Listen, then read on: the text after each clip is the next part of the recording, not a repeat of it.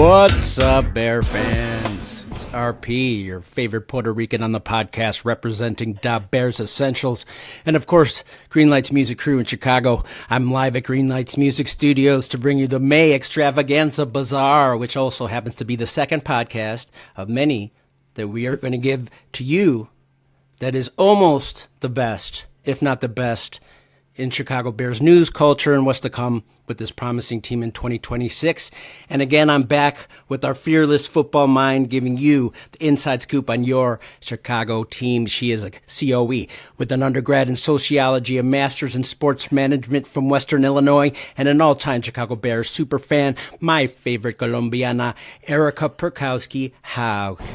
What up? Hello. How are you Good doing? To be here. Oh, it's great to see you. You too. Yeah, it's been a while since we were on the podcast, but we have a lot of things to go over.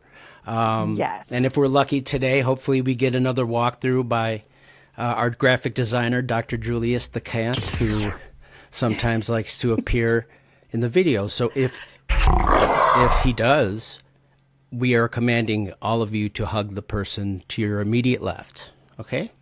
Just remember that. Okay.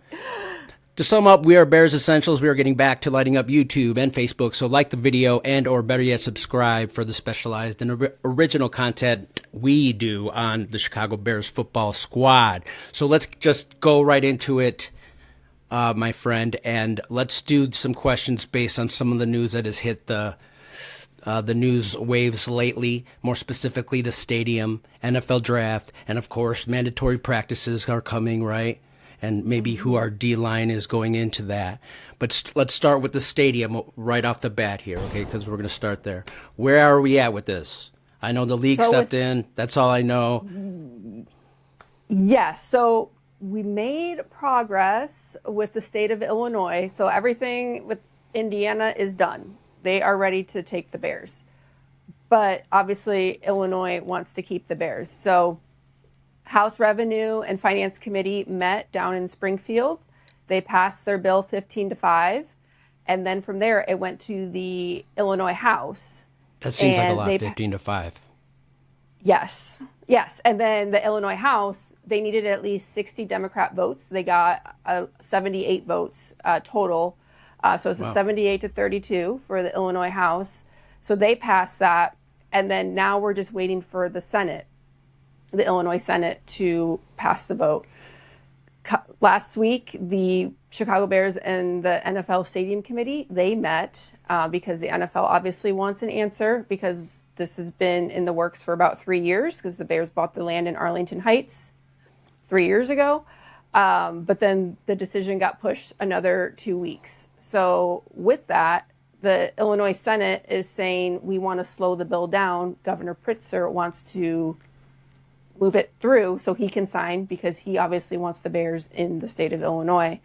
But then the new news is that the mayor of Chicago went down to Springfield, and now he is still proposing for the stadium to be in Chicago. And the NFL has already said it's going to be Arlington Heights or Hammond. So Chicago is done. And the mayor stepping in is just going to prolong it. And it might deter some of the senators to vote for it to be in Arlington Heights. So it will delay the Senate vote. Well, they really can't delay it. The Senate is done May 31st. So 31st, that will be done. Okay. Yeah, so if it's not done by then, I think then the Bears will probably move to Indiana. So anyone that's living in Chicago that wants the Bears to be there, that's not going to happen. And so they just need to take one for the team and just know that the revenue coming in, it's going to support the state of Illinois. It might not be, down in Chicago, but it's going to support the state of Illinois and Cook County. So we just need them to be in Arlington Heights at this point. So realistically, let's say if there was a timeline for this to really, truly be brought to light, whether it's Indiana, Arlington, or Chicago, it sounds like now, right, the mayor is involved now, and these people want it in the city. Yes. Okay, so Yes. And for it's not going to happen. Even Governor Pritzker said there's not enough infrastructure down where Soldier Field is. Like the parking is a big hang up there, and then sure. traffic and getting to the stadium. So Governor Pritzker has already said it's not going to be in Chicago. It's going to be in Arlington Heights. And so just again, the mayor stepping in the last minute now and making a pitch down in Springfield is not helping the situation and not helping the state keep the Bears. Oh well, So you know, and overall, politics. yeah, it sounds like a total shit show. It is, yes. I hope you can edit that out, MP. A fucking shit show. So But Kevin Warren has said he wants a decision by end of spring, early summer. But again, I mean, he has already put deadlines on this that have passed. You know, he said that shovels were going to be in the ground last year, and that didn't happen. So right. You know, So again, no- still playing the waiting game in a lot of ways. yes. But I do think, though, if the Senate doesn't come through at the end of May, I mean, the Bears want to move forward. The Bears do want to stay in Chicago or in Illinois, because if they wanted to move Okay. to Indiana, they would have done that by now, you know? Okay. So they want to stay. So the state of Illinois just needs to get their act together and give the Bears what they want, is that tax certainty. Like that's one of the hangups. So Right. Okay. Yep. Tax certainty. yeah, and Good. the McCaskey family, like, you know, obviously a lot of tradition, and they have a lot at stake too. Sure. Indiana, Arlington Heights, and they're putting forth their own money in this. So they want to do what's right by their fans and, you know, right by the traditions. And I believe that they want to stay in Illinois, or else, yeah, they would have jumped ship already. So Illinois right. politicians, get it together. Let's do this. Yeah, we understand there's a lot on our plates right now as people living in Chicago, but it'd be nice, even for the players, I think, and the coaches and the whole staff to know where they're going to be in 5 years, you know? Exactly. Yes. But moving on, I want to get to the meat of the program. And this is the NFL draft that just happened recently. The Bears had the 25th overall pick, 7 picks total. I want you to kind of tell us about the draft picks. Do you think we overlooked important positions? Tell us about these fellas. We'll go one by one, and we'll go number 1, Dylan Thieneman, the safety. The Bears, Yes. He dropped to 25. Tell us about this guy.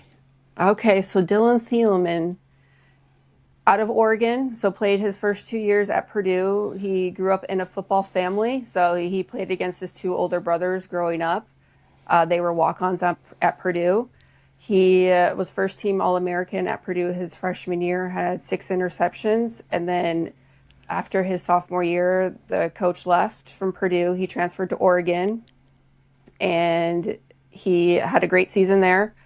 He was mocked to be drafted to the Vikings, and so then when he fell to the Bears, he was best player available, and Ben Johnson really liked him.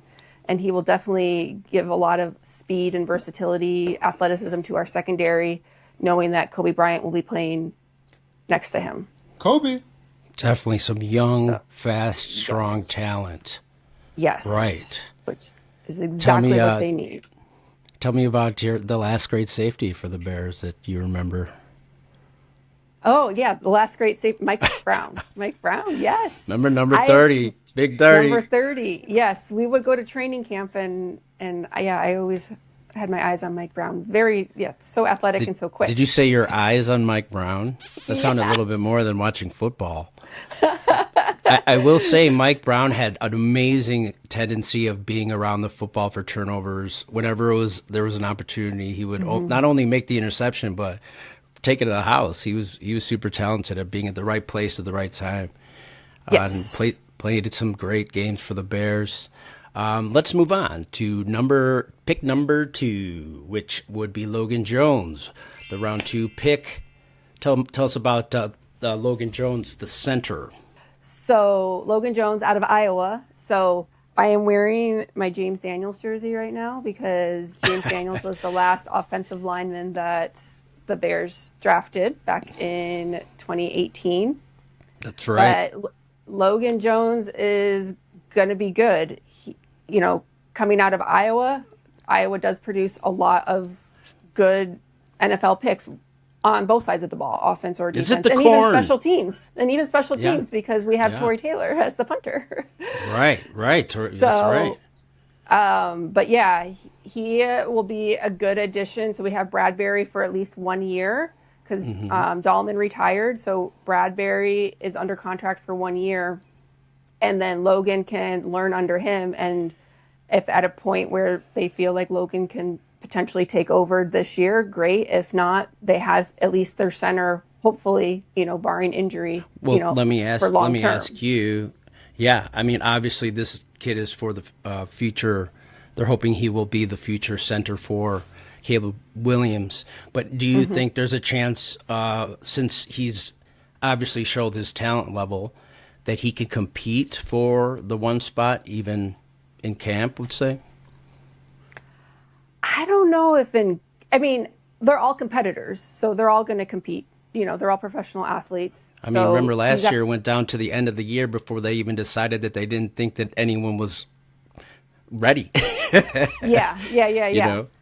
So I think, he's got to go into it thinking I'm going to be number one. And if he's not, it's okay. He's a rookie. And then just he'll end up playing for sure. Yeah. Yeah. And then, cool.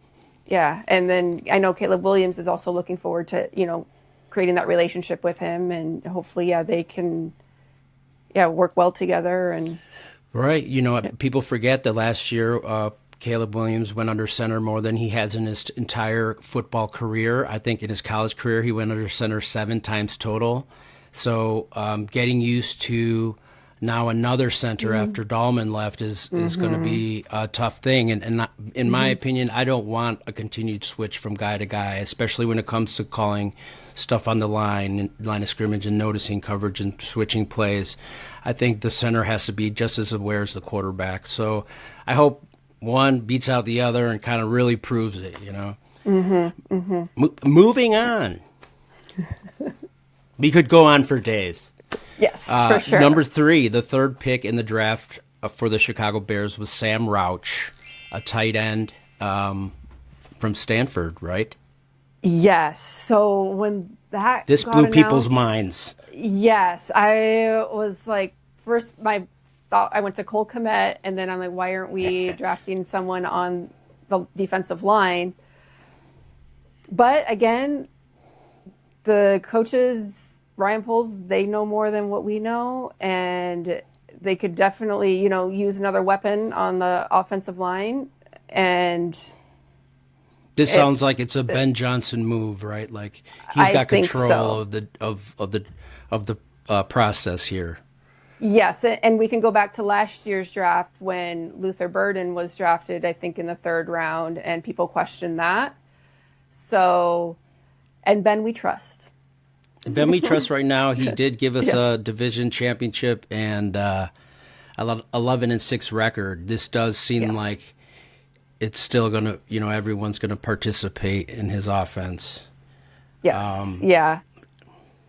And, Cole Kmet, hopefully he can have, a productive year. He made clutch catches during the year last year, and I think, he'll be on the team this year, and then they'll probably have to relook at it for 27 just based on his contract. But at least for now, we'll have 3 tight ends and see what Ben Johnson can make of that. Right. Me and you were talking earlier in the week about the 13 personnel thing and how everyone's talking about how in an offense like his or McVay's, you're lining up 13 starter. Have 13 guys who play all the time. So you basically have 13 starters, 11 on the field. But he loves to use these tight ends as blockers / receivers, And so it's interesting that it not only does Ben Johnson seem to have his control of who's going to be picked in the draft, but he still has an idea for what he wants this offense to be. And we will continue as we go down the line with these picks, see this more and more. Yep. But the last thing I want to say is that me and you are not completely fully on board with this pick, right? I mean, third round is still there was still some strong talent there, defensive line talent. Yes, I would agree with that. So time will tell. Time will tell. Hopefully he proves us wrong. Yeah, definitely. Prove me wrong, man. Do it every Yep. time because Yep. I thought the Bears would win 6 games last year. So, Yes. and again, so talking about getting and building more weapons, getting more weapons and dynamic players. The fourth pick for the Chicago Bears was Xavier Thomas, the receiver from LSU. Yes. So, I mean, he'll help out punt returns and then maybe be our third receiver. He'll compete there. But there were comparisons to Velus Jones Jr., and, that didn't work out. So, Hey, come on, keep it down, guys. Keep it down, guys. He wasn't that bad. Come on. Go ahead. Sorry. so I mean, so hopefully he can, Not be that? Velus Yeah, Jones, definitely. Yeah. Oh, But definitely. he's got the speed. Yeah. For sure, he's got the speed. He's Yeah. definitely got the game breaking ability. Now, my thing that I thought was interesting was that when I watched tape of this guy, he lines up a lot in the backfield in like a split position, which I think he's going to be used in end of rounds. He's going to be used as a running back. Ben Johnson's going to use him in a lot of ways. And if you ask me, if Ben Johnson had Velus Jones and some duct tape to tape the ball to his arm, he could end up being a really good player, just because of the right plays called. Yes. Moving on, number 5 pick. Now we're in the round number 4. And we grab a corner, Malik Muhammad from Texas. Yeah. Again, I'm glad we went defense, but wishing we went on the line. But again, that will help our secondary and, bring Right. speed. I think. And some depth to those corners. Yes. I think Yes. obviously they're all about competing for positions right now on that secondary and on the defense, So number 6, we have Keyshawn Elliott, the linebacker from Arizona State. This is our round 5 pick here. And tell us about this guy, another defensive guy. Yeah, I mean, gives speed again to the defense, will help out secondary defensive line, I guess, where needed. But again, good tackler, needed someone really on the good defensive tackler. line. Yeah, really good tackler. Yeah. So, but yeah, we needed someone on the defensive line. So again, time will tell. Yeah, and it's hard to tell with the round 5 and round 6 picks if these guys are going to jump in and actually play a lot, right? Yeah, I think he started his career at New Mexico State and then moved to Arizona State. So, went to Power 4, was successful. So, Right. And I think that's the other something. part people have to realize. Not that it doesn't help or work with these lower picks, because you can look at, guys like Manungai who went to Rutgers and were completely successful as a 6th, 7th round pick. I think he was a 7th round pick last year. Yeah. Right, but most of the time, these guys that do drop a little bit lower in the draft maybe didn't have the same competition that some of these guys who are higher up on the draft board were competing against. So there's a couple things against them that work against them. That, again, being said, you can always get better. You can always get, a lot of these kids always get stronger. And a lot of these really late picks sometimes blossom. So, which brings me to our number 7 pick, last pick. We finally drafted a defensive tackle. Jordan Vandenberg, the best name ever from Georgia Tech. Yes. From Georgia Tech. Yes. So this is what we need. And I hear he can jump out of a pool. So good for that. Pool jumping, people. We're pool jumping. Yeah, so hopefully he can compete with our guys that are currently on our team but have been injured and or haven't been playing up to what they should have been playing based on the contract they had recently signed. Got it. So hopefully he can learn from them and then hopefully bring depth to that line, if not be a Yeah. starter. Yeah, for sure. I expect him to go in there and at least compete. So let's do that. Let's dive into that D line and kind of take a look at who we have left, who is going to be at camp in July, coming up real soon. What we have left to compete with, from what I hear, there are guys who look bigger, look stronger. The coaches, including Ben Johnson, were pretty high on the performance of some of these D linemen later in the season last year. Maybe saying that the stats didn't really, or the statistics didn't really give these guys enough credit for the effort and defense that they played. And yeah, so what do we have here? Who's coming back here? So we have Austin Booker, Grady Jarrett, Dio.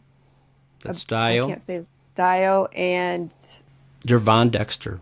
Jervon Dexter. Yeah, sorry. As far as Grady Jarrett, let's talk about that guy. So he seemed like he was getting better as this later into the season. Obviously, he fought through injuries in the middle of the season, kind of pushed through, and it seemed like he was still recovering from the, surgery he had 2 years ago in Atlanta. And I really think it takes a little bit longer if you're an older player to kind of get back to where you were. And it really did seem like he was creating pressure from the middle of the defense in those last couple games, especially in the playoff game. What do you think? Does this, he's obviously got another year with us. Is he going to be a better version of Grady Jarrett?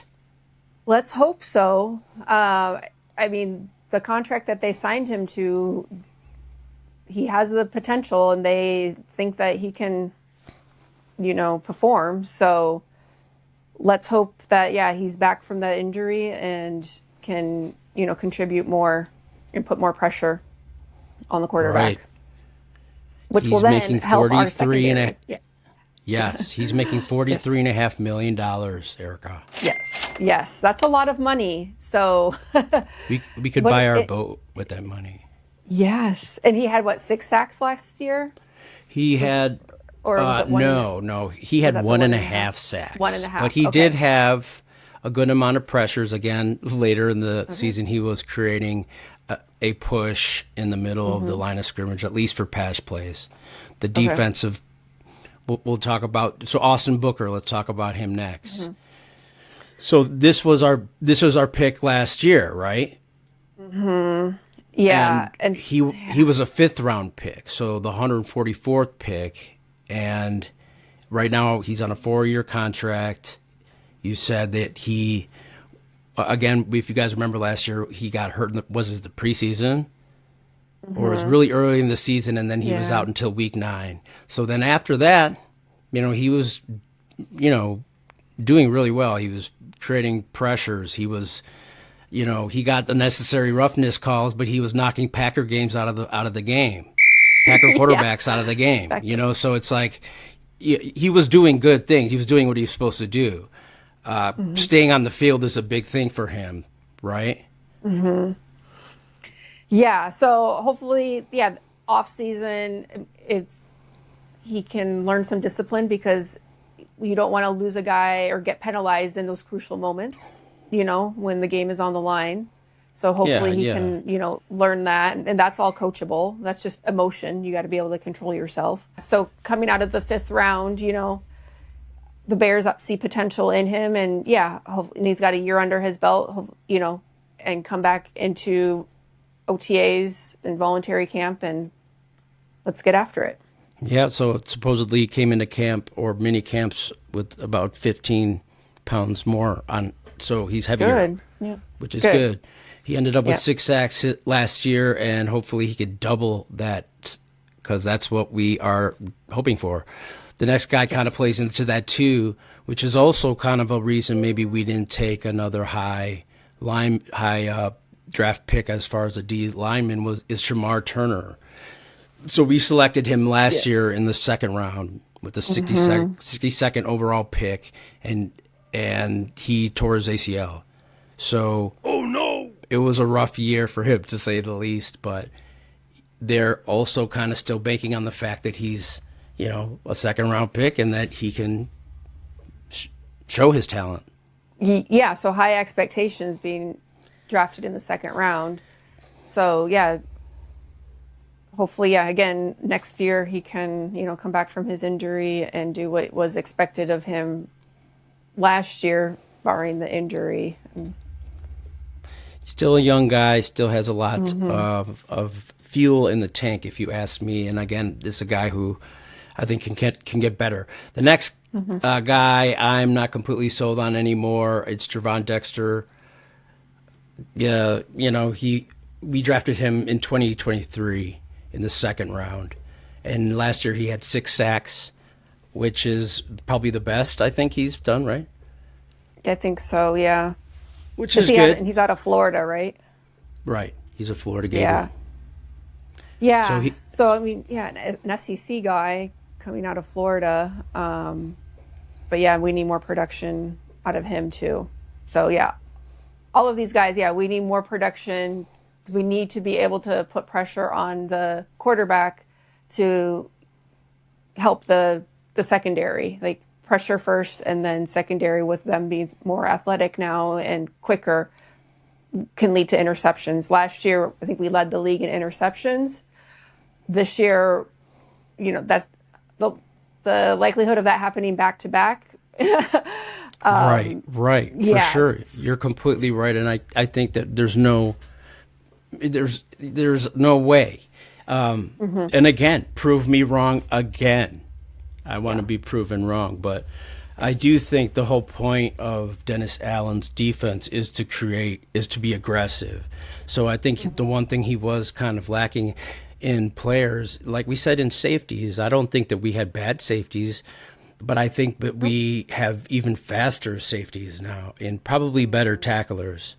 And again, that's no insult to either one of our safeties, who, in my opinion, were really good, and hopefully will continue to have good. The rest of their careers will be great. But I think that just like that, they're talking about their defensive line getting coached better, playing different, and it sounds like Dennis Allen has things that he wants to do, and also Ben Johnson has been quoted to say that he's going to be more involved on the defensive side of the ball. So that's also very interesting. Yeah, he has said that, he's going to be in the defensive room. Obviously give Dennis Allen, the autonomy to make final decisions, but I think Ben Johnson will, be talking with him and maybe coaching him up too, and making sure that, the personnel is right that's on the field and what defense they're going to run. For sure. The last person we didn't mention was Dayo Odengbo, who signed that 3-year deal for $48 million and then tore his Achilles. Yeah. So again, a lot of promise, based on the contract. You can't fault the Bears for at least going out and spending the money. Right. So they did that last year. It just didn't work out based on injury and production from these guys. So him and Grady Jarrett. So again, we're not at Hallis Hall every day. So coaches see what they're doing, and hopefully, he's back on the right track and can get healthy and pressure the quarterback. Cool. And again, there is some time here between now and training camp in July. So there, in the long run, we could end up having some more additions. So we will see what happens with that in the future. But who knows? We still, still yearning for the Chicago Bears to get back on the football field so we can watch them. Thanks for tuning in to the Bears Essentials again, you guys. This is our May Extravaganza Bazaar. It was a fun one, right?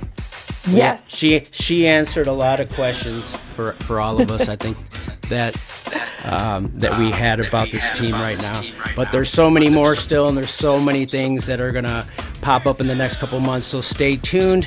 Again, the mandatory mini camps are all around the league. They're kind of starting now, so let's stay ready for training camp. Thanks to Chicago and everyone who tuned in. Special shout out to Master Flo behind the scenes, making all this work, and to my partner in crime, Big E. Thanks to another great conversation. Thank you. You know what I mean? You're the best. You're the best. Yes. Yeah. And also, like, if you guys could subscribe and like the video, it really helps us out a lot. We're trying to get this thing rolling again, even on Instagram. It'd be great to see you. Keep track of what's happening with us on the Chicago Bears, Bears Essentials. And if you could, and you would, subscribe. And I'm RP, that's EP. Yes. And bear down. We are out. Bear down. Bear down. Bear down.